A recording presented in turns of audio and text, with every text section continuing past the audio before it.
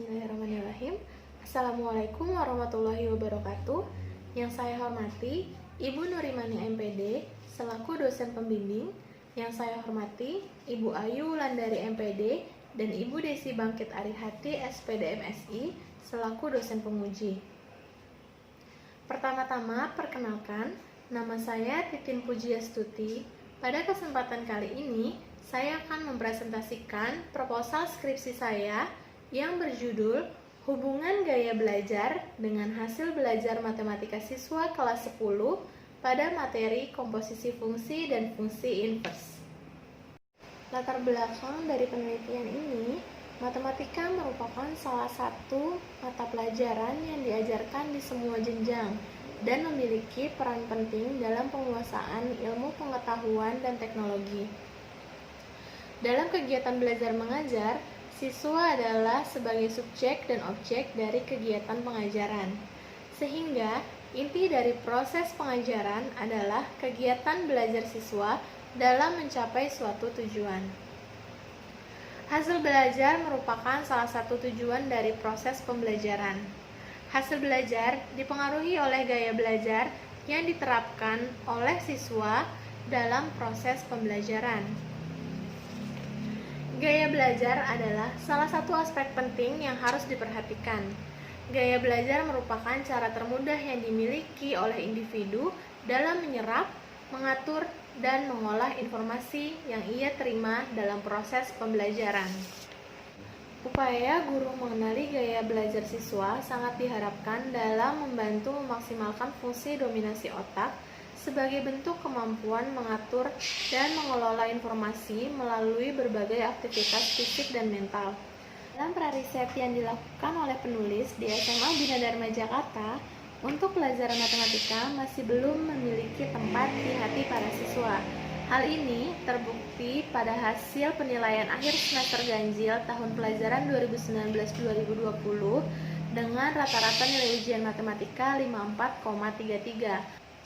Menindaklanjuti permasalahan yang ada, penulis akan melakukan penelitian tentang hubungan gaya belajar dengan hasil belajar matematika siswa kelas 10 pada materi komposisi fungsi dan fungsi inverse di SMA Bina Dharma Jakarta. Deskripsi teori pada penelitian ini yang pertama, hakikat hasil belajar matematika.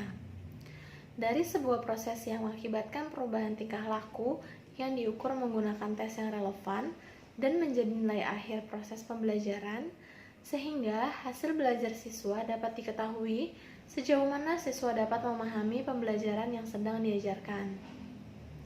Matematika sebagai aktivitas manusia, kemudian pengalaman ini diproses dalam dunia rasio, diolah secara analisis dan sintesis, dengan penalaran di dalam struktur kognitif, sehingga sampailah pada suatu kesimpulan. Matematika selalu menerapkan konsep-konsep untuk perhitungan dan pemahaman penalaran. Yang kedua, hakikat gaya belajar. Gaya belajar merupakan kunci untuk mengembangkan kinerja dalam belajar. Gaya belajar dapat diartikan sebagai cara yang ditempuh seseorang dalam belajar. Dalam hal ini, belajar dapat diartikan sebagai proses dalam menyerap suatu informasi. Seseorang memiliki cara berbeda-beda dalam menyerap suatu informasi. Kedua, hakikat gaya belajar. Gaya belajar merupakan kunci untuk mengembangkan kinerja dalam belajar. Gaya belajar dapat diartikan sebagai cara yang ditempuh seseorang dalam belajar. Dalam hal ini, belajar dapat diartikan sebagai proses dalam menyerap suatu informasi.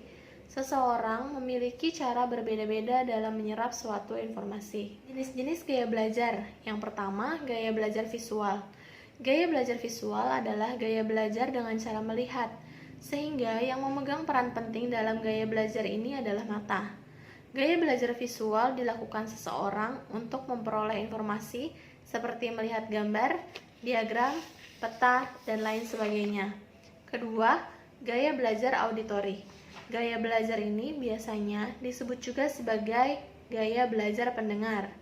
Orang-orang memiliki gaya belajar pendengar mengandalkan proses belajarnya melalui pendengaran atau telinga. Mereka memperhatikan sangat baik pada hal-hal yang mereka dengar. Ketiga, gaya belajar kinestetik. Gaya belajar ini biasanya disebut juga sebagai gaya belajar penggerak. Hal ini disebabkan karena anak-anak dengan gaya belajar ini senantiasa menggunakan dan memanfaatkan anggota gerak tubuhnya dalam proses pembelajaran atau dalam usaha memahami sesuatu. Selanjutnya, metodologi penelitian. Penelitian ini dilakukan di SMA Bina Dharma, Jakarta. Metode penelitian, metode yang digunakan dalam penelitian ini adalah metode survei dengan teknik korelasi, yaitu mencari hubungan antara gaya belajar dengan hasil belajar matematika siswa. Data penelitian ini dikumpulkan dengan cara menggunakan angket dan tes hasil belajar. Instrumen yang terbentuk angket dibuat untuk memperoleh data gaya belajar. Sedangkan instrumen yang berbentuk tes dibuat untuk memperoleh hasil belajar matematika. Rumus yang digunakan adalah rumus korelasi person-product moment. Populasi, sampel, dan teknik pengambilan sampel. Target pada penelitian ini adalah seluruh siswa SMA Bina Dharma, dan populasi terjangkaunya dalam penelitian ini adalah seluruh siswa kelas 10 SMA Bina Dharma Jakarta yang terdaftar pada semester genap tahun pelajaran 2019-2020. Sampel pada penelitian ini adalah siswa kelas 10 IPS 2 di SMA Bina Dharma Jakarta tahun pelajaran 2019-2020. Teknik pengambilan sampel pada penelitian ini adalah teknik acak sederhana atau cluster random sampling, di mana semua anggota populasi memiliki kesempatan yang sama untuk dipilih sebagai anggota sampel. Sampel yang diambil hanya satu kelas, yaitu kelas 10 IPS 2 yang berjumlah 30 siswa. Lalu secara acak sederhana atau cluster random sampling, sebanyak 30 siswa diambil sebagai objek penelitian yang diberi angket untuk mengukur gaya belajar siswa dan tes hasil soal komposisi fungsi dan inverse untuk mengukur hasil belajar matematika siswa. Instrumen penelitiannya, variabel pada penelitian ini adalah di mana variabel bebasnya adalah gaya belajar dan variabel terikatnya adalah hasil belajar matematika. Instrumen penelitian ini menggunakan tes hasil belajar untuk mengukur hasil belajar matematika siswa pada pokok bahasan komposisi fungsi dan fungsi inverse dengan tipe soal pilihan ganda sebanyak 30 butir soal. Setiap soal terdiri dari 5 pilihan jawaban. Pemberian skor untuk jawaban yang benar diberi skor 1, sedangkan jawaban salah diberi skor 0. Uji instrumen diperlukan untuk mengetahui apakah sudah layak untuk digunakan dalam penelitian, dan uji yang dilakukan adalah uji validitas dan uji reliabilitas. Validitas. Definisi dari validitas dapat dinyatakan sebuah tes dikatakan valid apabila tes tersebut mengukur apa yang hendak diukur. Jadi, misalkan suatu soal itu tidak dapat mengukur apa yang sebenarnya diukur, maka soal tersebut tidak layak untuk diukur. Uji validitas butir soal instrumen gaya belajar menggunakan rumus korelasi product moment. Dan untuk uji validitas butir soal tes hasil belajar matematika menggunakan rumus poin biserial. Reliabilitas. Suatu tes dapat dikatakan mempunyai taraf kepercayaan yang tinggi jika tes tersebut dapat memberikan hasil yang tetap.